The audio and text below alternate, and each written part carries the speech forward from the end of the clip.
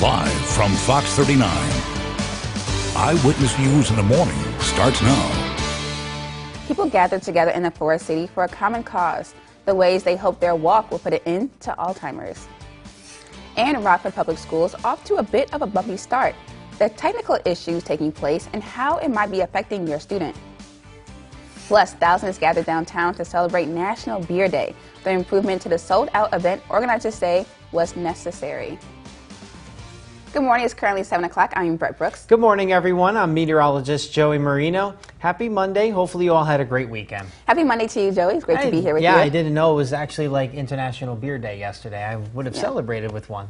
Well, technically it's International Beer Lovers Day. Oh, Beer Lovers Day. Because International Beer Day is another day. So and sometimes then you International celebrate People yourself. Who Love beer is for another day. Okay, gotcha. You need more than one day to make up. Yesterday was just a relaxing day. I didn't even think about it because of the rain we had and, you know, just doing a lot of wedding stuff yesterday. So it just slipped my mind. Yeah, and the countdown must be tough for you guys at this moment. You're probably like, what, 6-7 months out? Yeah, we're getting pretty close. It's closer than you think, and we got a lot of planning to do. But otherwise, if you're heading out this morning, there is a little bit of a busy start as far as weather goes. Let's take a look at current conditions out there this morning. We're looking at mostly cloudy skies and a few passing showers as you head out the door. We do have a stronger line of showers off towards the west that has yet to make it into the region, but otherwise mostly cloudy for right now in most spots. And grab the umbrella as you head out the door this morning because we continue to shower chances into the early afternoon. Here's a look at current conditions in Freeport, 58 degrees with a light breeze out of the east, 3 miles per hour. Dew points are comfortably in the upper 50s, and that's how a few places are starting out this morning. 57 in Monroe, 58 in Galena. Rochelle right now 60 degrees and 62 here in Rockford. Now looking at the shower activity out there, as I said, just a few light showers this morning, but as you look off towards the west into eastern Iowa, there's a line of heavier showers making their way into southwest Wisconsin and even portions of northwest Illinois. That could pose for heavier rainfall this morning, but for right now we're going to keep our weather risk on the moderate side. Those sporadic showers will continue into the afternoon, even keeping a chance for an isolated thunderstorm, and it will be breezy at times heading into the rest of our day today. Here's a look at the commute cast. Green lights for the morning commute and also for the evening commute. Shouldn't have any problems out on the roads today. Looking at the daily planner, we'll see sporadic showers and maybe an isolated thunderstorm early. Breezy, partly to mostly cloudy skies this afternoon with highs in the mid-70s. Now let's take a look at our First Warn interactive radar, sponsored by Paper Recovery Service. Still watching those showers out there. We're also going to be watching warmer temperatures in the forecast as we head into the next couple of days. I'll have more on both coming up in the First Warn weather forecast. So a little rainy today. Grab those umbrellas. Yes, and a little rainy the next couple of days, but it won't be a total washout, but just have the umbrellas on hand. Perfect. Well, thank you, Joey. You're welcome. The CDC lists Alzheimer's disease as the 6th leading cause of death in the United States. There is currently no known cure for the disease. Reporter Dylan Saraki was at the fundraiser this past weekend. He spoke with organizers who shared their reason for finding a cure.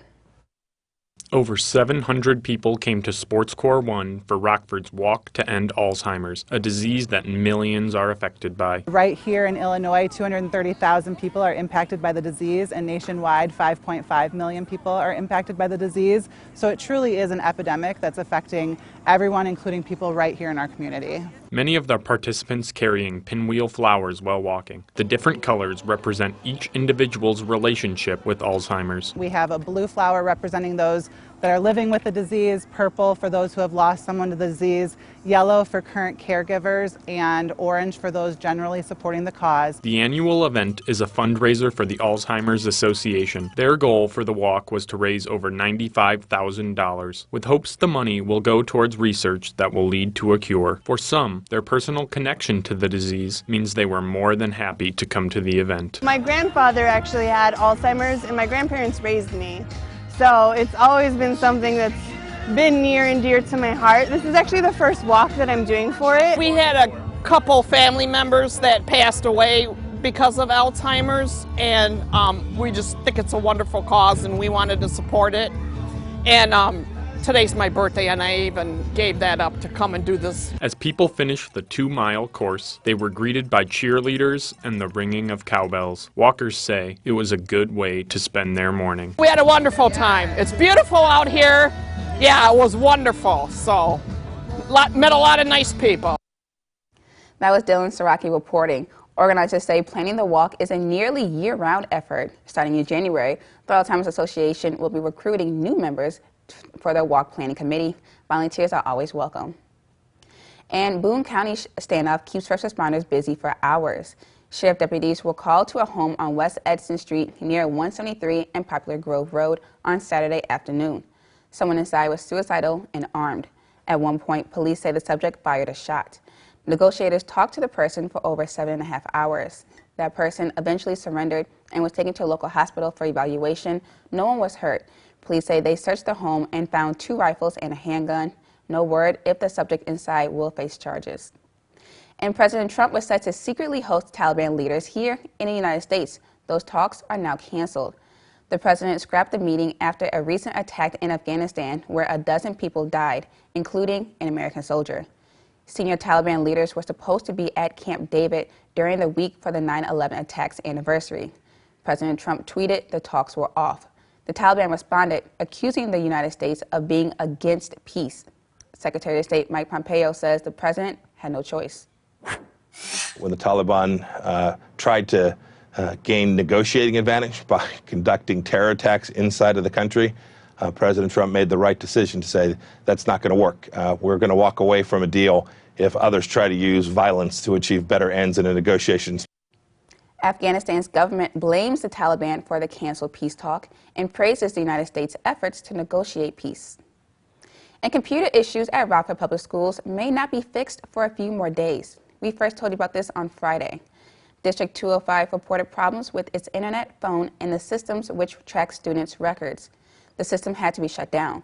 It's also affected RPS's website and email. They are both still shut down. Administrators describe it as a virus problem.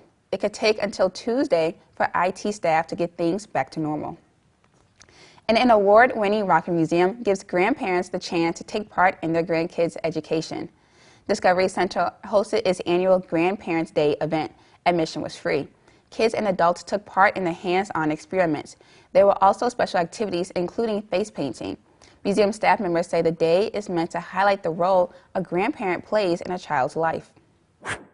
You really see grandparents coming in and engaging with their grandkids, getting down, sometimes even on the floor, and really playing with them and, being part of their make-believe when they're really little, to just, helping them create things or creating things themselves in the art studio and really playing with our exhibits, which is a lot of fun to see.